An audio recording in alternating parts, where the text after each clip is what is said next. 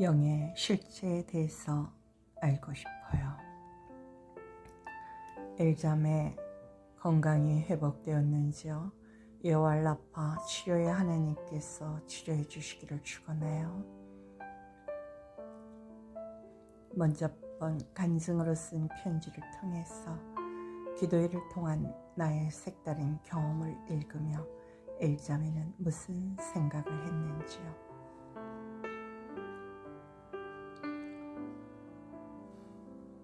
나는 그 경험을 통해 기도를 방해하는 세력임을 간파했고, 그 세력은 39년 전부터 내게 역사했던 어둠의 영으로 이제부터 엘잠에게 차근차근 이야기해 주려고 해요.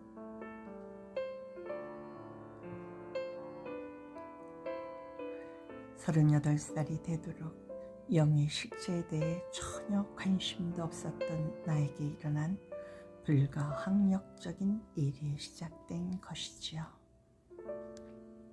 이 일은 결코 나로부터 시작된 일이 아니었답니다. 첫 번째, 1984년 3월 30일 동트기 전의 일이랍니다. 흰옷을 입고 의자에 앉으신 분이 나는 부활이요 생명이니 라시며 내가 이렇게도 저렇게도 네게 가르쳐 주었건만 네가 왜 아직도 이러고 있느냐 라고 내성병력과도 같은 음성으로 야단을 치시는 것이 아니겠어요. 나는 기절할 정도로 너무나 많이 놀랐고 온몸이 떨리며 가슴이 타는 듯한 뜨거움을 경험하게 되었죠. 두 번째, 1984년 4월 1일 내 생애 처음으로 내 발로 교회를 가고자 할 때의 일로 너 내일 교회 가? 그럼 내 새끼들 죽어. 너 오늘 교회 가? 그럼 너 죽어. 어떤 세력이 나에게 이렇게 말하는 것을 경험하며 극한 두려움에 떨면서 하나님 계세요? 하나님 계시면 날 도와주세요. 울었는데 마침내 무서움을 떨쳐버리고 교회를 향해서 첫걸음을 떼게 되었죠. 세 번째, 1984년 5월 시댁에 제사가 있어서 일하고 밤늦게 집에 도착했는데 낮에 학교에서 뇌염 예방주사를 맞았다는 큰아이가 열이 나서 고통스러워하기에 기도를 해주고는 피곤해서 깜빡 잠이 들었던 것 같은데 무엇인가가 나를 죽이려 한다. 아, 이러다간 죽겠구나 하는데 누가 가르쳐준 일도 없건만 내가 어떻게 알았는지 예수, 예수, 예수, 예수피, 예수피, 예수피 라고 간신히 짜내듯 외치는데 나를 죽이려던 세력이 떠나가는 것을 경험하게 되었죠. 네 번째, 1985년 우리 부부가 산부 찬양대 대원으로 토요일 찬양 연습을 하러 간 사이에 일어난 일로 두 아들이 아래층에서 놀고 있는데 2층 베란다에서 사람이 걷고 있는 것 같아 놀라서 테니스채를 들고 올라가 보았는데 아무도 없었다며 엄마 무슨 일이에요? 무서워요.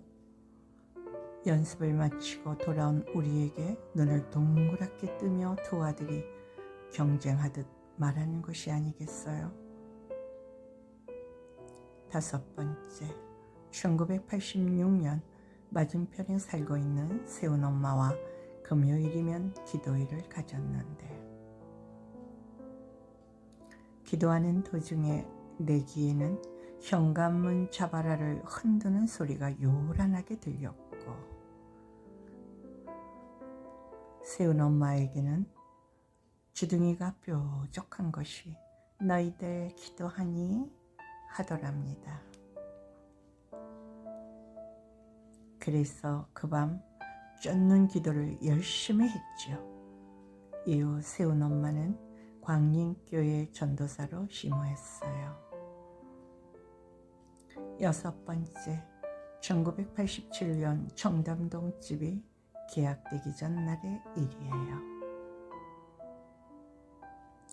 내가 지금 잘 때이냐? 라는 호통 소리에 깜짝 놀라 깨게 됩니다. 무슨 일이 있다는 말인가? 두려움이 밀려오는데 도저히 감당이 안 돼요. 하나님, 평탄한 길 주셨소서. 무릎 꿇고 눈물로 하소연하는데 내 귀에 하하하하 가야 마치 나를 비웃듯 조롱하며 웃는 소리가 우리 집 뒷문 쪽 골목길 아래로 내려가며 계속 들리는 것이 아니겠어요? 돌연히 집이 팔리려나 봐 라는 생각이 들었는데 정말로 그날 오후 청담동 집이 팔리는 일이 있었지요. 7번째, 1987년 9월 내가 시집올 때 해온 장롱에 십자생 무늬의 자개가 있었는데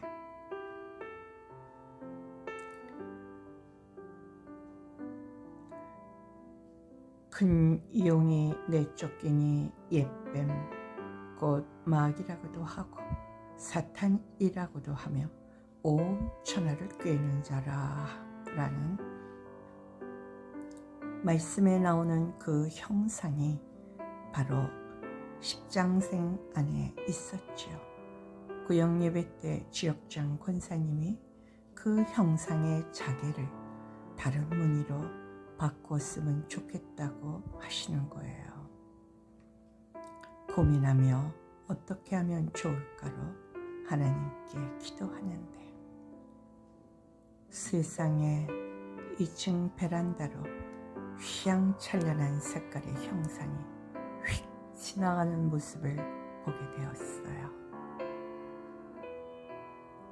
얼마나 만정이 떨어지던지 결국은 비싼 장롱이었지만 안녕을 구하게 되었지요. 8번째, 1988년 새벽 둘째 아들이 우리 방으로 뛰어들어오면서 말하기를 스위스에서 기념품으로 샀던 수제품인 망국기가 그려진 접시에서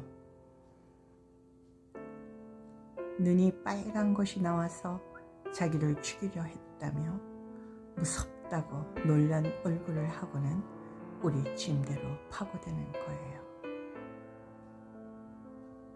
아들을 안심시킨 후 거실로 나가 벽에 걸려있는 접시를 살피는데 망국기 안에 형상이 그려져 있었어요.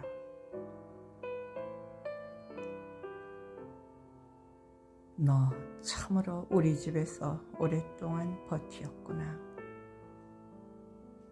결국은 토요일날 일찍 학교에서 돌아온 둘째 아들과 내가 태워버리려다 아파트인지라 조심스러워 쓰레기통으로 던져버렸지요. 9번째, 1990년 우리 부부가 롯데백화점에서 세일로 흰 바탕에 난초 그림이 있는 이불과 베개를 샀어요. 일찍 눈이 떠져 새벽 기도 가기 전 잠시 불을 켜고 베개를 팔꿈치에 대고 기도를 하려는데 꽃술 속에 그 못된 형상이 그려져 있는 것이 눈에 보이는 것이 아니겠어요? 정말 신음소리가 나오더라고요. 결국은 남편과 상의하여 그 이불과 베개를 산 지 하루 만에 그 형상을 괜찮아 하는 사람에게 보내게 되었답니다. 10번째, 영의 실체에 대해서 엘자마에게 말하려다 보니 내가 겪은 일 중 최고봉은 제사를 끊는 일이 아니었나 싶어요.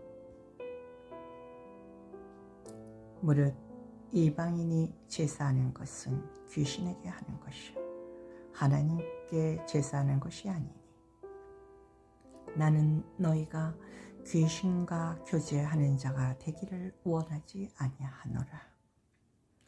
너희가 주의 잔과 귀신의 잔을 겸하여 마시지 못하고 주의 식탁과 귀신의 식탁에 겸하여 참여하지 못하리라.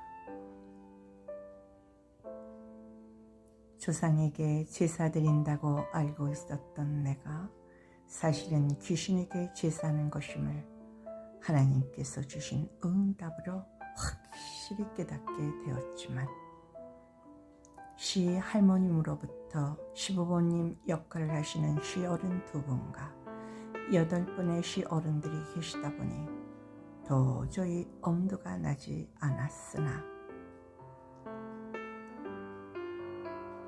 금식하며 끊고자 어린 두 아들과 기도하고 남편이 앞장서서 제사를 끊었으나 그 여파가 오랜 세월 눈물로 지내는 밤이 있을 정도로 시베리아의 매서운 바람을 연상케 했지요. 그래서 내가 겪었던 여파 중 최고봉이라고 표현하는 것이지요. 이렇듯 만 39년간 내게 역사했던 어둠의 실체를 경험해 보니 예수님을 믿게 되는 것을 극도로 싫어한다는 것을 알게 되었죠. 이 세상의 신이 믿지 아니하는 자들의 마음을 혼미하게 하여 그리스도의 영광의 복음의 광채가 비치지 못하게 하니니 그리스도는 하나님의 형상이니라. 또 두려움을 주어 예수님을 쫓지 못하도록 막는 것도 알게 되었죠.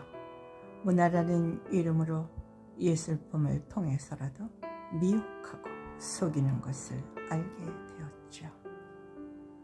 사랑과의 관계에서 이간질시켜 불화하도록 한다는 것도 알게 되었죠. 물질이나 건강 등 큰 일이 생길 때마다 불평과 원망과 시비와 의심의 말과 행동을 하도록 조장한다는 것을 알았지요. 기도의 응답이 늦게 오도록 방해하는 것도 알게 되었지요. 삶 속에서 진실하게 살지 못하도록 거짓말의 앞장이로 유혹한다는 것도 알게 되었죠. 엘자매, 결론적으로 말하면 어둠의 영은 만 39년간 내게 역사하여 어떻게 하든지 하나님과 나눠지게 하려고 총 공략을 펼쳤던 것이지요. 왜냐고요? 이 세상의 신을 쫓아서 살던 그 시절로 돌아가게 하기 위해서죠. 아무래도 엘자매의 건강을 생각하여 다음 이야기는 다시 쓰기로 할게요. 그때까지 건강을 살펴요.